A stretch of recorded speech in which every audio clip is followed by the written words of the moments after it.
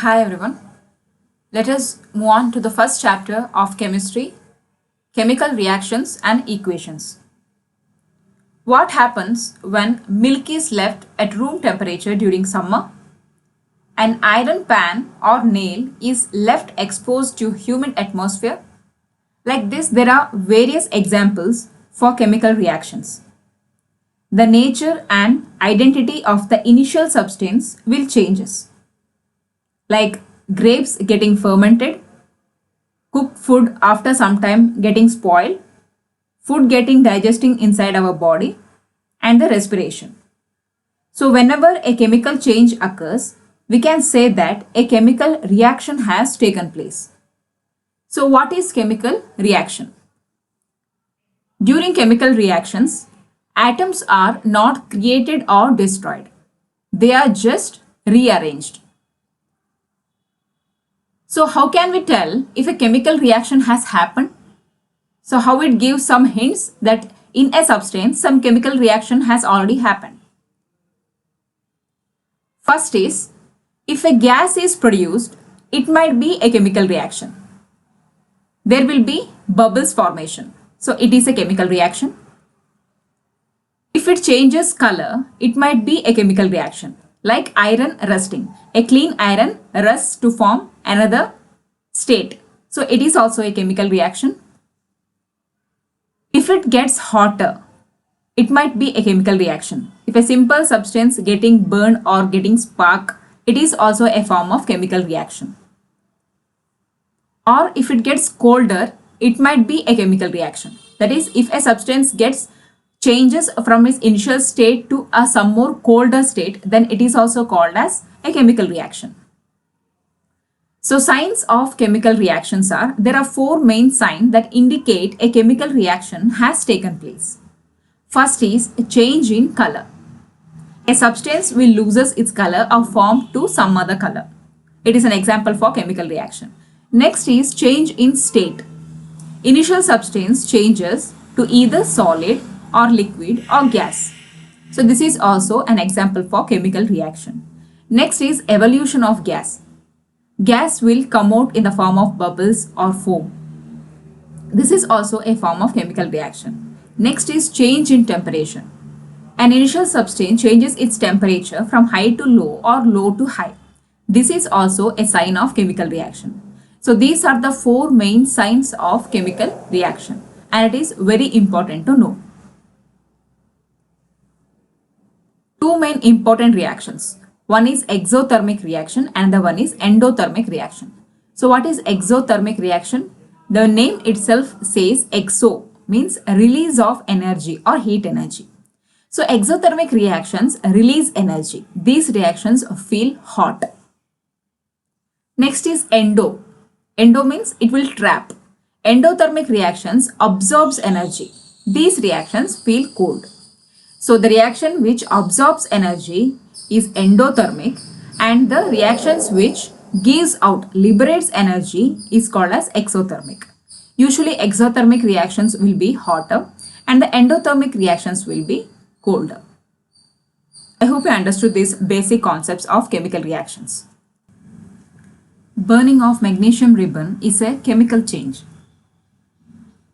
Take a piece of magnesium ribbon, hold one end of it by the tongs and heat the other end over the Bunsen burner or spirit lamp as shown here. It starts burning with the dazzling light and produces dense white fumes. The white fumes on cooling forms a white powder called magnesium oxide. Magnesium oxide is a new substance and its properties are different from magnesium. So can we obtain magnesium from magnesium oxide by any physical method? Certainly not. Therefore, it is a permanent and irreversible change. Hence, it is a chemical change. So this is burning of magnesium ribbon is a chemical change. Next, moving on to the topic, equations. So what do you mean by an equation? A word equation describes chemical change using the names of the reactants and products. Let us write an equation for the better understanding of this. Now we are going to write the reaction of methane and oxygen. So when methane and oxygen reacts, it will give carbon dioxide and water. Here, methane and oxygen are the reactant. Those chemicals or elements which are on the left side of the arrow mark is said to be reactant, and those which are on the right side of the arrow mark is said to be products. Here methane and oxygen are reactants and carbon dioxide and water are products. The arrow mark signifies the reaction happening of the first reactant. Here methane CH4, oxygen O2 gives carbon dioxide CO2 plus water H2O. So this is an unbalanced equation which is also called as a skeletal equation. In order to make it valid, we have to balance the equation. Parts of chemical equation. Here a chemical equation has been given. NaCl plus AgNO3 gives AgCl plus NaNO3. Here the starting materials for the reaction, each compound is separated by a plus symbol. Here NaCl and AgNO3 are reactants which are separated by a plus symbol, and AgCl and NaNO3 are formed in the reaction which are called as products. And here this AQ is said to be states of matter. The states of matter can be solid, which is signified by S, liquid by L, gaseous by G, and aqueous. Aqueous means dissolved in water, which is given here. Aqueous means which will dissolve in water, which is signified by AQ.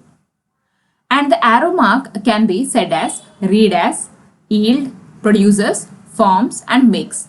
So these are the things, or these are the parts of the chemical equation you have to know in order to write a perfect chemical equation. So chemical equation is the simplest form of description of a chemical reaction in a shorter form. And it is by writing the form of an equation like Mg plus O2 gives MgO. The reactants are written on the left side and the product is written on the right side. An arrow is placed between them to show the direction of the reaction. In which way the reaction is happening, the arrow mark will give the description of that. Characteristics of chemical equation.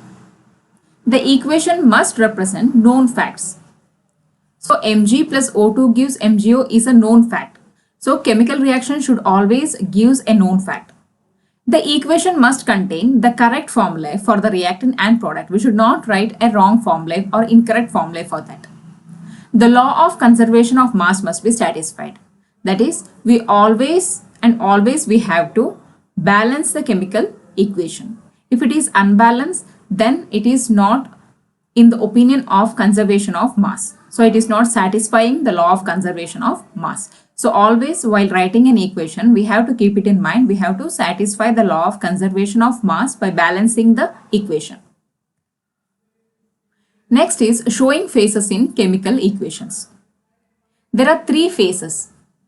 Here I have given H2O in the bracket S, this triangle with the red shade which gives you heating symbol, an arrow mark with H2O L, and again a heating mark and H2O with G. So there are three phases in chemical equation: solid phase, liquid phase, and gaseous phase. The substances in solid phase is relatively rigid and has a definite volume and shape. In liquid phase, the substances have definite volume, but it is able to change the shape by flowing. The last is gaseous phase. The substances has no definite volume or shape and it shows little response to gravity. So these are the three phases of chemical equations. Next is skeletal equation. I have told you there are two types. One is skeletal equation and the one is balanced equation. So the equation which are not balanced is said to be unbalanced equation or a skeletal equation. So skeletal equation are those equation which shows the reactant and product so formed without balancing them. Example, Mg plus O2 gives MgO. There is two molecules of O2, that is oxygen, but in the product they have given only one molecule. So this shows it is unbalanced or a skeletal equation. The second example is H plus O gives H2O. In the product there are two molecules of hydrogen, but in the reactant there is only one molecule of hydrogen. So these type of equations which are not balanced is said to be skeletal equations. Next, moving to balanced equation. The chemical equation needs to be balanced so that it follows the law of conservation of mass. That is, the reactant should always be equal to the product and the product should always be equal to the reactant. A balanced chemical equation occurs when the number of different atoms of elements in the reactant side is equal to that of the product side. That is, reactants is always equal to the products. Is called as a balanced chemical equation. So I have given a little example of unbalanced and balanced equation. Unbalanced equation means, so it is not accepting or it is not in the value of law of conservation of mass. Whereas balanced chemical equation always accepts the law of conservation of mass and it is a valid equation. In the first example, H2 plus Cl2 gives HCl. Hydrogen and chlorine both have two molecules, but in the product they have given both as only one molecule. So this is a skeletal equation or a unbalanced chemical equation. In the next one, H2 plus Cl2 gives 2 HCl. So 2 molecules of hydrogen and 2 molecules of chlorine. In the product side, it is also signified as 2 molecules of both hydrogen and chlorine, which is said to be a balanced chemical equation. So how we have to balance the equation? So this is a reaction between methane CH4 and oxygen O2 producing carbon dioxide CO2 and water H2.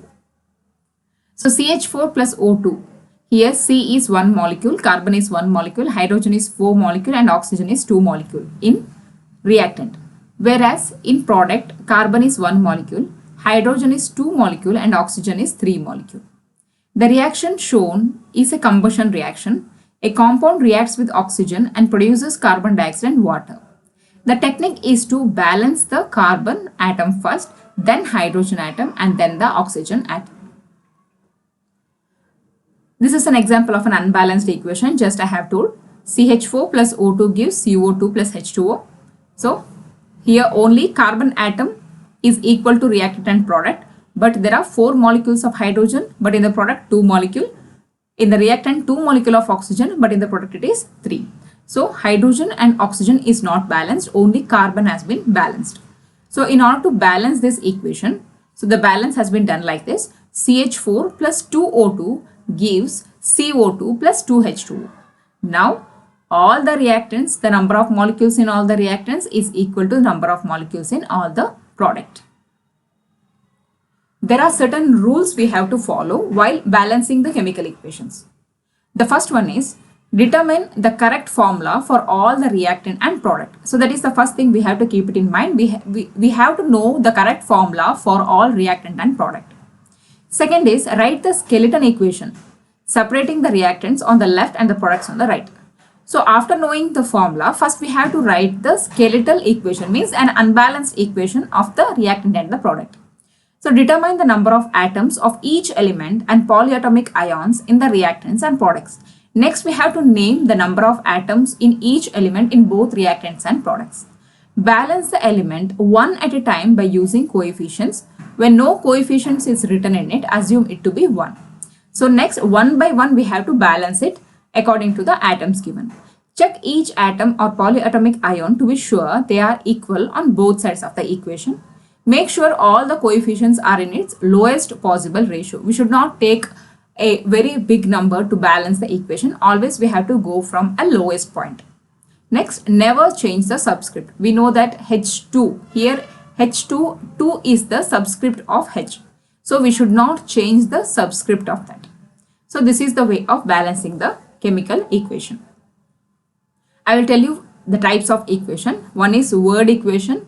We will just write down the names of the reactants and products in that. For example, carbon dioxide plus water gives glucose plus oxygen. Here the formulas are not used, only the name of the certain chemicals or the certain elements we have used here. That is called as word equation. Next is skeletal equation. We already know that we will write the formula of the word equation, but it is an unbalanced form. It is not balanced. It's called as skeletal equation. Next, skeletal equation with phase. Phases means we have to signify whether it is a solid, liquid or gas. We have to specify the states of matter of those elements. Next is balanced equation. Always an equation should satisfy the law of conservation of mass. So we have to balance the skeletal equation. When we balance a skeletal equation, it will become a balanced equation. So which is the valid form of equation and which satisfies the law of conservation of mass. So these are the types of equations. Now we'll tell you the main difference between balanced equation and skeletal equation. First is definition. Balanced chemical equation gives the actual number of each reactant reacted with each other and the number of product molecule formed. Whereas skeletal equation gives the types of reactant involved in the chemical reaction and the end product. Next is details. Balanced equation gives details about reactants, products and the ratios between them and the direction of the reaction. Whereas skeletal equation gives details about reactants, products and direction of the reaction. Both will do the same thing. Stoichiometric coefficients. In balanced equation may or may not contain stoichiometric coefficients. In skeletal equation, they will not use any stoichiometric coefficients because it is not balanced. So these are the major difference between balanced equation and skeletal equation. So this is the basic and part 1 of chemical reactions. In the next video, I will be doing types of chemical reactions where we will discuss about various types of chemical reactions such as combination reaction, displacement reaction, etc. And the most important topic, corrosion and rancidity. So these are the topics we are going to discuss in our next future video. So thanks for watching. If you have any queries, doubts, just comment here on the comment section below. Thanks for watching.